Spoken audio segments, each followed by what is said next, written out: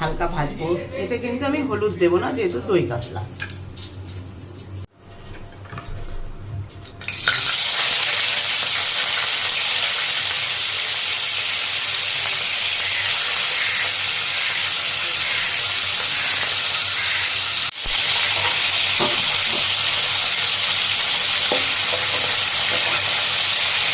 নিয়ে নিয়েছি, আর তার সাথে কিন্তু আমি নিয়ে নিয়েছি জিরে।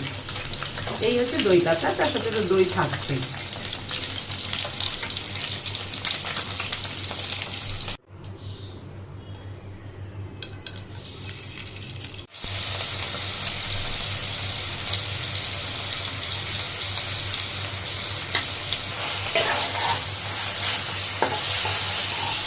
বেশ মশলাটা বেশ ভাজা ভাজা হয়ে গেল, তেল ওপর দিয়ে ছেড়ে দিল।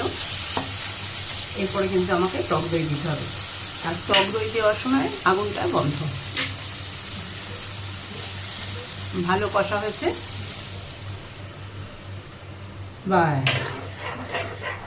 আমি কিন্তু একটু টক দই দিয়ে দিলাম, মশলাটা কষে একটু জল দেবো সামান্য।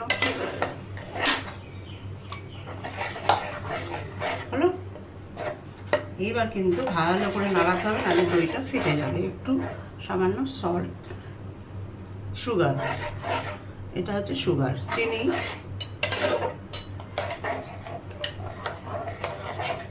এটা হচ্ছে লবণ পরিমাণ মতো।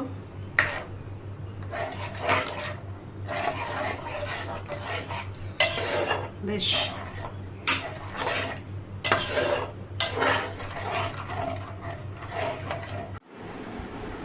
পুরো কমপ্লিট দই কাতলা, দেখাই যাচ্ছে কেমন হয়েছে।